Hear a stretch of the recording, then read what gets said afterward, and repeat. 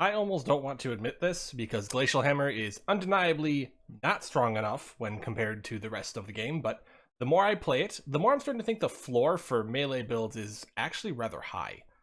Progress continues, and remarkably, the build is still fun to play in a situation when it really rather deserves to be frustrating.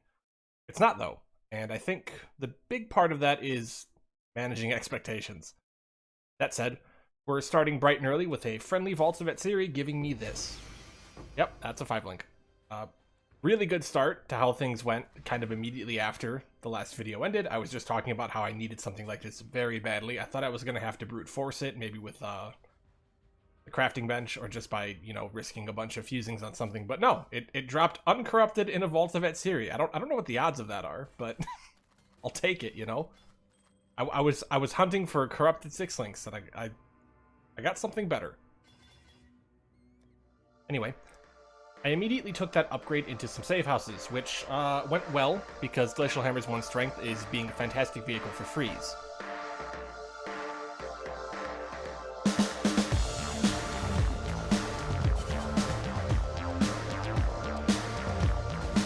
Trespassing is a crime, and criminals must be punished.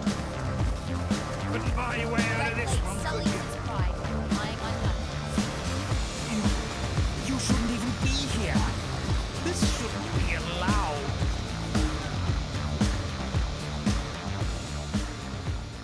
What? I picked up a huge survivability boost along the way. Finding a granite flask with a decent item level is pretty big deal, because getting 2 charges when hit is kind of the threshold where it starts to feel really comfortable and just has really great uptime. So I get that on it, I roll it out, I craft on the enchantment so that it's used when full, and I go on my way. Immediately into another safe house, in fact, because my intervention and research ones triggered at the same time, coincidentally. It also made Molten Shell much stronger.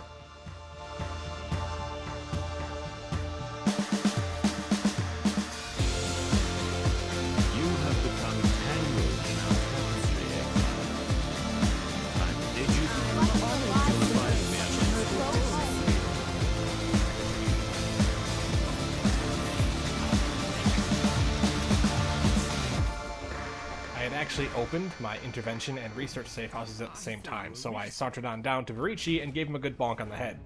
This was actually very exciting because it put me just 4 intel away from my first showdown with Katarina, and it also got me to level 86. Katarina is important because I need to manufacture a top-notch weapon for the build, and Cane of Kulamak will fit the bill if I can snag one. I just need to hit the right mods, but if I get the right mods, it might even be like bordering on best in slot territory, because my Ascendancy, which we'll get to in a bit. My first Maven challenge went about how you'd expect, as the build actually bosses very well, even if it's not particularly fast. It survives most crap and actually keeps bosses frozen extremely well. This is only getting better and more consistent as I get more damage and crit, which is why we're moving right into my first Uber Lab trial. Yeah, I was super excited about this because the crit node for my Slayer Ascendancy basically gives my weapon 60% more base crit if it doesn't already have a crit roll.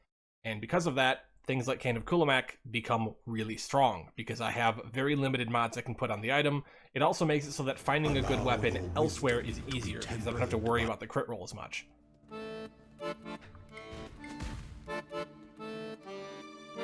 Justice will prevail. Must keep those promises. You must navigate your empire through troubled waters.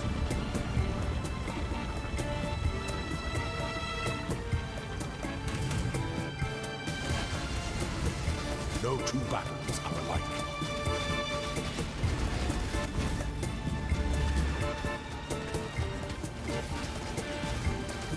Your destination is more dangerous than the journey, Ascendant.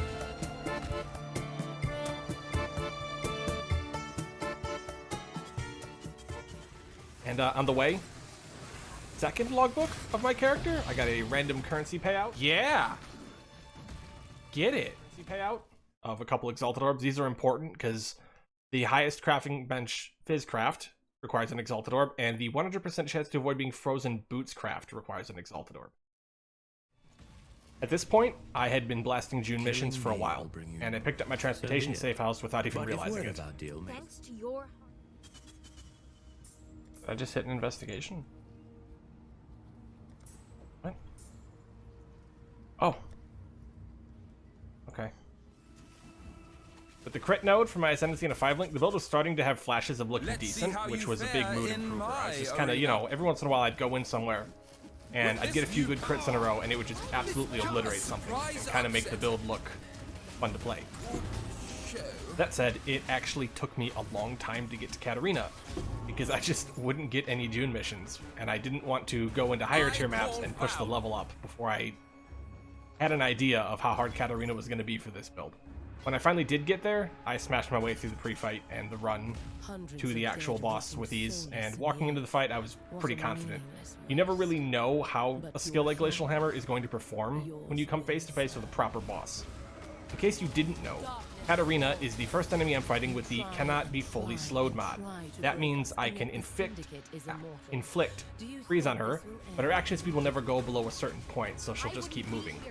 All the same, after 10 seconds of freeze total have been inflicted, she'll take 50% increased cold damage. It's basically shock. It's from this mastery here. It's really, really fantastic and kind of why I went with two-handers, because I wanted to be able to freeze enemies very consistently and be meeting the damage threshold for it. I get into a rough patch in the fight once or twice, but never really from Katarina. I mostly just failed to treat the betrayal leaders with enough respect, and honestly I don't think I needed to give Katarina any respect. She couldn't really ever put me in a dangerous position on her own, and Slayer Leech kept me up beyond that.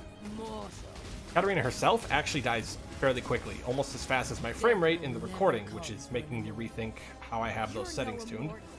Hard to say, as Path of Exile's recent engine improvements have done questionable things for a lot of people.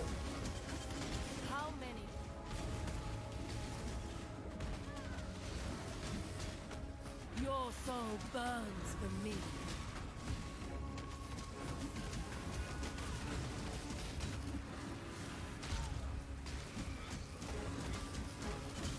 Your soul burns for me. Don't do this, Exile. You can still join us. It's your chance to bring back anyone you've ever loved or cared about. I can bring them back. What's the loot? I can bring your entire Drop the stick! Just give me Anyway, Katarina dies. Ah, she dropped the shield. Yeah, the shield. That's really unfortunate. That's like the worst one. It really sucks that I got that of all things, but it is what it is. I'm sure there'll be more Katarinas in my future. In the meanwhile, I do get 30% quality on an Astral Plate base, so I have something I can work toward a 6-link with. And here's why I love Expedition.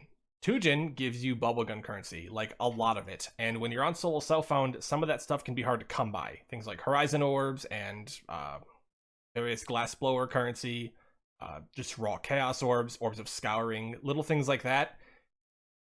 You need them. You need a lot of them at times, and this really took that early game pain and alleviated it once I finally got in there with some decent currency to reroll. Glacial Hammer is still Glacial Hammer after all, and I'm gonna need a lot of help before moving into red maps.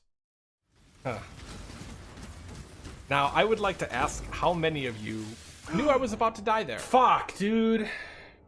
The goddamn Delirium covered up the sound. What a piece of shit.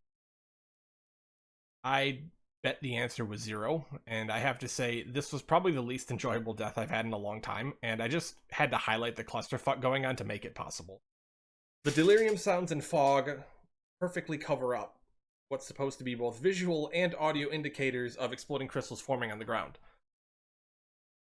The reason this death is so terrible and kind of highlights an issue with the mechanic, either with Delirium covering things up or just the mechanic itself not being indicated well, is that you can't really expect a player to read every line of text on a rare in the middle of a fight. I had enough time there, to be fair, but there's going to be times where I don't, or there's going to be times where my ancestral image is hitting that mob and I don't actually see the mods because I'm attacking a different rare at the same time, and they're both frozen.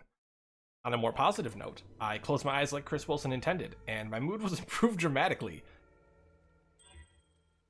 Bro, that's so good! One Harvest Craft later, and those early resistance woes slipped just a little further away, and I had a ring that I could be pretty happy with for probably the foreseeable future. The baseline global crit, tier 1 life roll, some decent resistances. Those things are mana from heaven on a solo self-found character, especially for this one, because I'm just kind of putting it together. You know, it feels good. It's not really a glacial hammer thing, but it's hard not to talk about because you get that progress, and that's probably the most fun part of solo self-found. Is you're putting it all together yourself, and every time you get one piece like this, if you did something kind of atypical to make it happen, you really get that boost of dopamine. I don't have my auras on, dude. At this point, I was starting to build more confidence in the build. I had basically gone beyond breaking into yellow maps, and now I was like firmly making my way toward reds, even though I wasn't quite ready to step over that barrier. And I was doing fine without my auras on, even. I was picking up freeze immunity too after Tujin's bubblegum currency infusion got me the horizon orbs I needed for waterways. It was a big deal because I had found so many divines, so burning one to make a bunch of divine vessels was easy. There's actually a recipe for this if you didn't know. You take 5 utility flasks and 1 divine orb and sell them to a vendor, and you'll get 5 divine vessels back. Terrible in Trade League, amazing in solo self-found, because divine vessels are pretty uncommon. Wrapping things up, I did another Maven fight, and against a rather generically beefy boss, this happened. Fuck you, stay frozen forever! That's the Glacial Hammer magic. It's not just about bonking people, it's about bonking people while they can't move. That is satisfying, I won't lie. Get more! The Maven might be an addict. Ah, yeah, that's the good shit. Get more! Hope you're enjoying the progress and the madness. I know full well I'd probably be smacking my way through high tier red maps if I just switched to Bone Shatter and made a few changes to support it, but that's not what this is about. Not sure when the next video will be though, because I need to make progress, and progress could very quickly start to slow now that I'm at this point. I need a weapon, I need a 6-link, I need levels, I need replacements in several gear slots to boost my total DPS and survivability. Here's until next time, assuming it's possible for me to get there.